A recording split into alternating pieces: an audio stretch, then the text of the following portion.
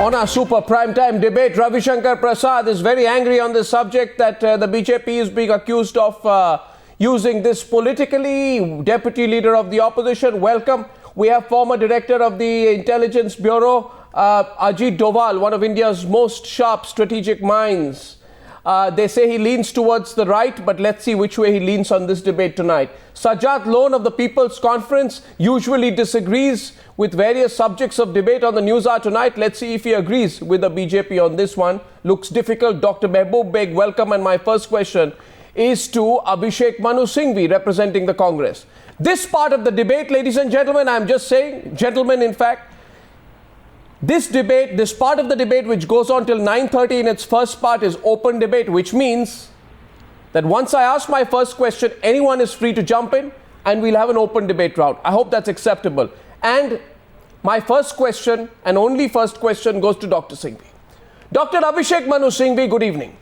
My question to you is that 50 years and 5 days back, on the 27th of November, 1963, half a century back, Jawaharlal Nehru felt that the process of the erosion of 370 had begun.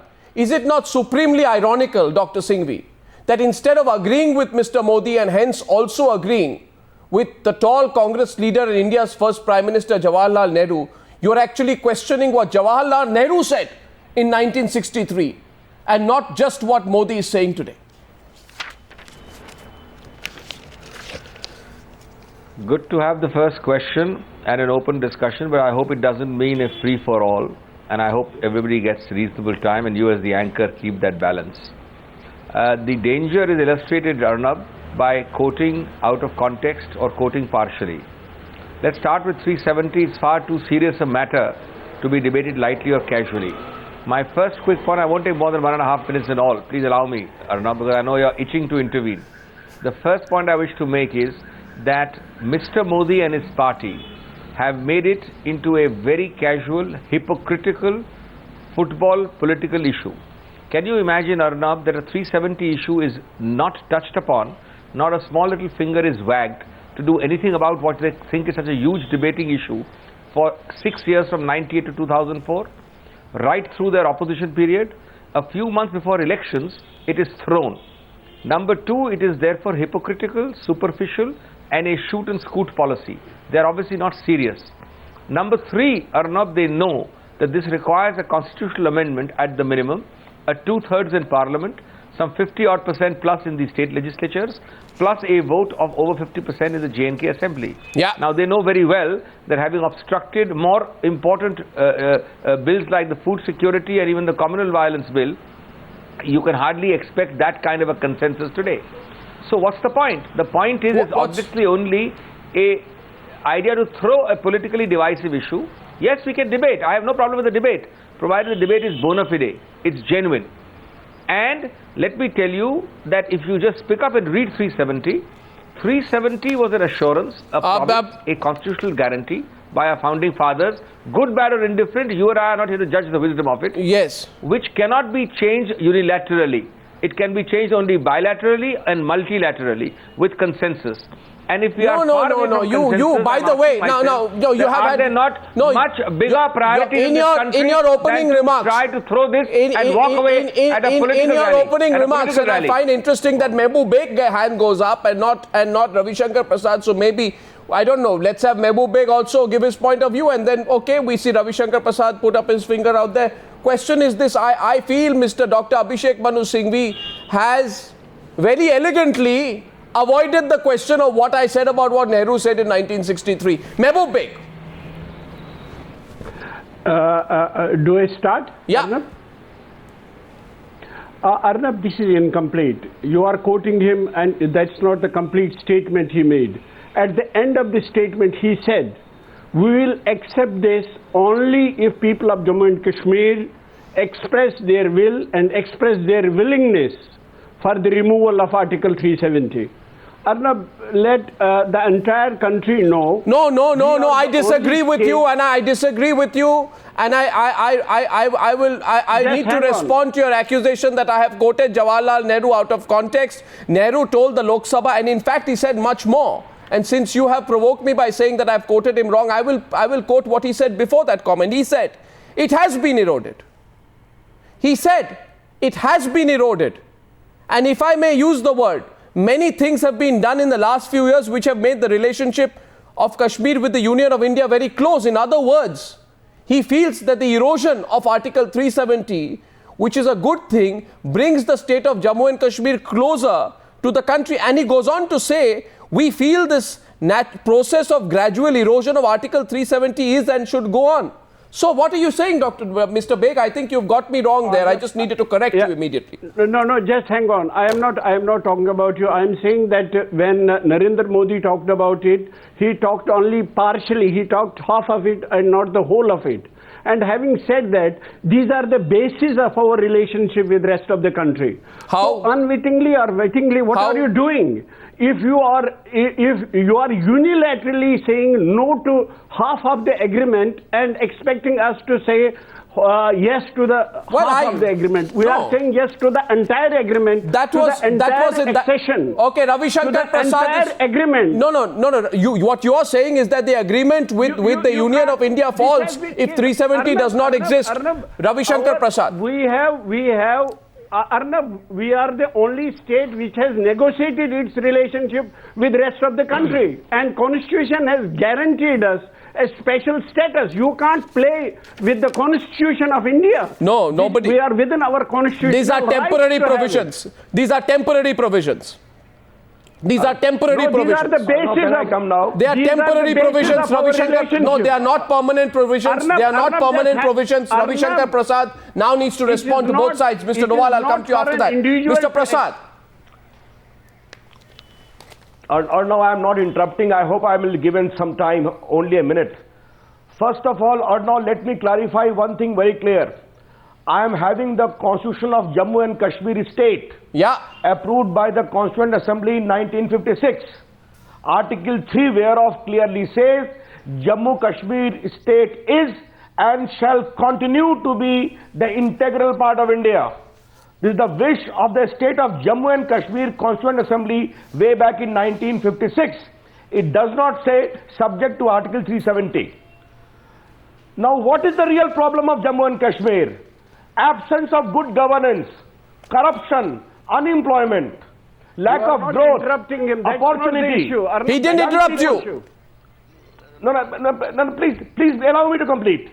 What Modi ji has said is very clear. Without impinging on our position, Narendra Modi has rightly said, after 67 years, you please have a debate. Did you get any benefit out of it, or you lost out of it? Let me give you 4 instances, Arnab Goswami. Prevention of Corruption Act, Arnab, you are not applicable to Jammu and Kashmir. From the issue. Let him complete. Tribe, Gujars, Bakarwals, though recognized, they are not being given proper representation. 73rd, 74th Amendment to Gram Panchayat in Jammu and Kashmir like Article 371. They don't talk about that. Please, wait.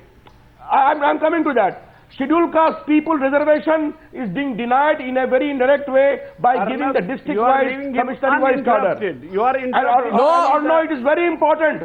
Now, please wait. No, it is very important. I have been to Kashmir, and refugees from Pakistan and Kashmir who came to Jammu and Kashmir, who went over to Pakistan, Punjab, became the Prime Minister of India like Gujral and Mr. Advani, Deputy Prime Minister. But those who remained in Jammu cannot vote. And Arnab, one thing is very important about the women's right. Let the people of the country know through your channel. This is okay. This is not fair. Please, tell him to wait. Not fair. Arnab, 1 minute. He's spoken after 2 of you. Let me just complete. He's spoken after 2 of you, and Sajjad will speak after him. You are not interrupting him. He is deviating from the subject. He is talking about Mr. Prasad, complete in 10 seconds because then I need to get Sajjad and the others in, please. Yes. Just give me half a minute more. Half a minute more. Till date, the rights of women of Kashmir who were marrying outside was being denied. It was challenging Jammu and Kashmir court. Arnab, you are not Okay. This is The being Jammu unfair. and Kashmir full bench. Arnab, this is in being 2002. On that, I settle this. Narendra Modi Upholding said their that- rights. I want to settle this because this has been a matter of much anger and debate. Allow me to come in, gentlemen, between both of you. Between both of you. It is a fact. Now can I come? No, 1 second. Ravi Shankar Prasad, I got your Arnab, point. just half a minute, man.